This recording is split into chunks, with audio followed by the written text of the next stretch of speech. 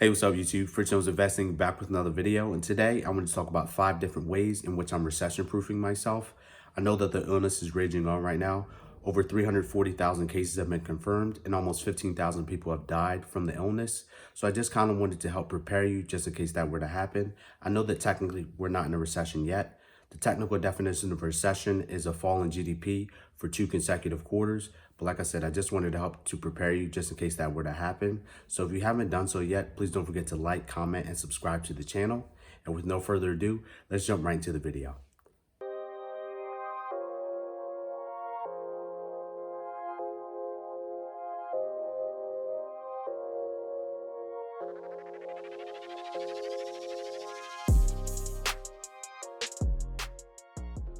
So the first thing I'm doing to recession-proof myself is paying off all my debt, more specifically my high interest debt. So I know in my last video, you guys saw me pay off my credit cards, and my credit cards are still paid off. Currently, my balance is negative $2.32, so technically Capital One owes me money right now. The second account I have, which has interest on it, is my student loans. Currently, my balance is around $8,500, and I've been paying extra on all my payments, so I help to advance my payment due date. My third account is my car payment. Currently, my payment is around $200 per month, and I have around $2,500 left in my balance until the car is paid off. So since I paid extra on all of my accounts, I technically don't owe a payment until around May. So I'm very thankful for that, because just in case something happens, I won't owe a payment and I have the extra money to spend on other necessities. The second way in which I'm recession-proofing myself is investing in a high-yield savings account. Now, it's recommended that you save at least 3 to 6 months worth of expenses just in case something were to happen. Right now, I have around $1,100 worth of expenses each and every month, and I have almost $4,000 saved.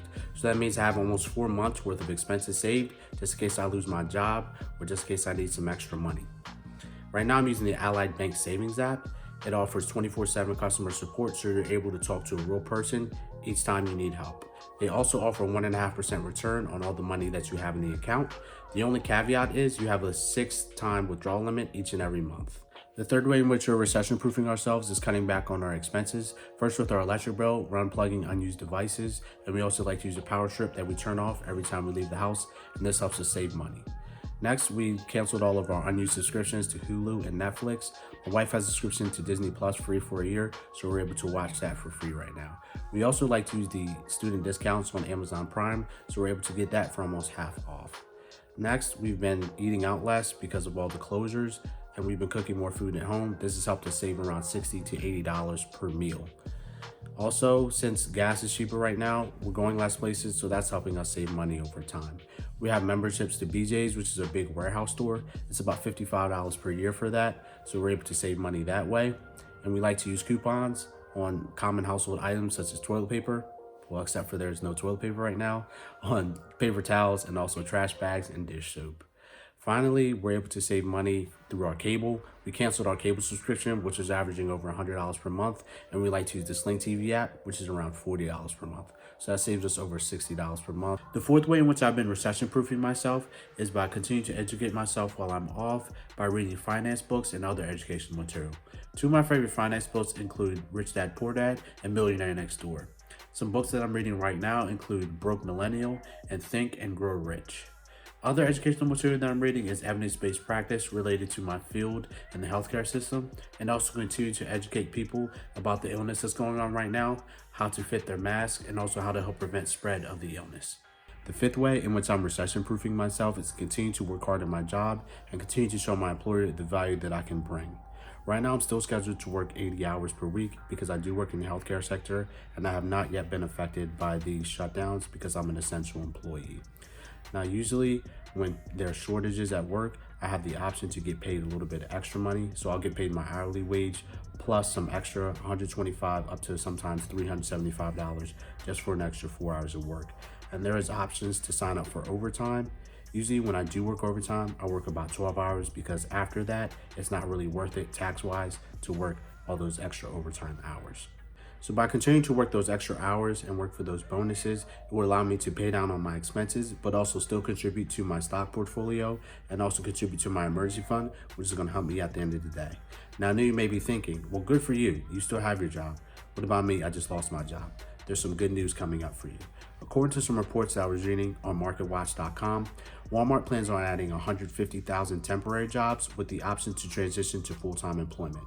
If you're currently a full-time employee, they're planning on giving you a $300 bonus. And if you're a part-time employee, they plan on giving you a $150 bonus, which will be paid on April the 2nd.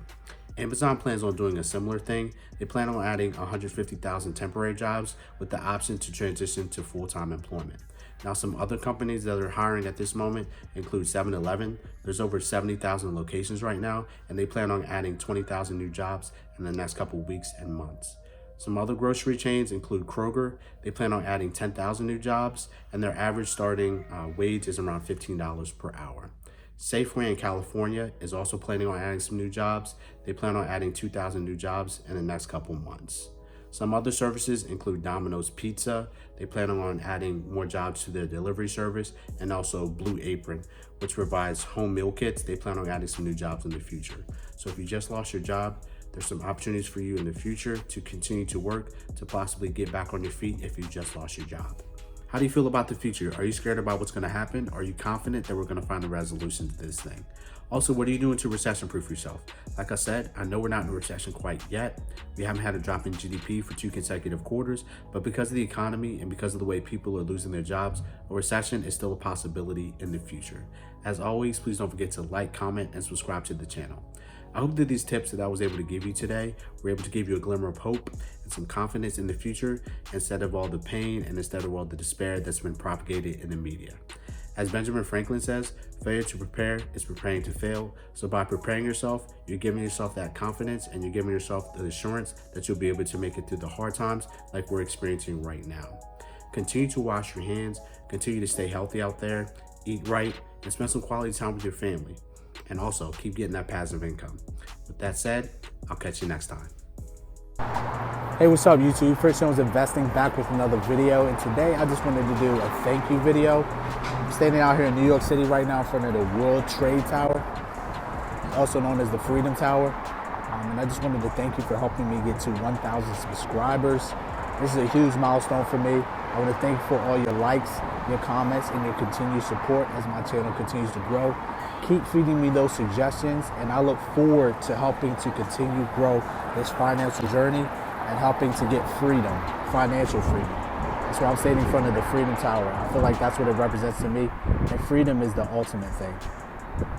So I'll catch you in the next couple videos. Continue to get that passive income, and I'll see you soon, okay?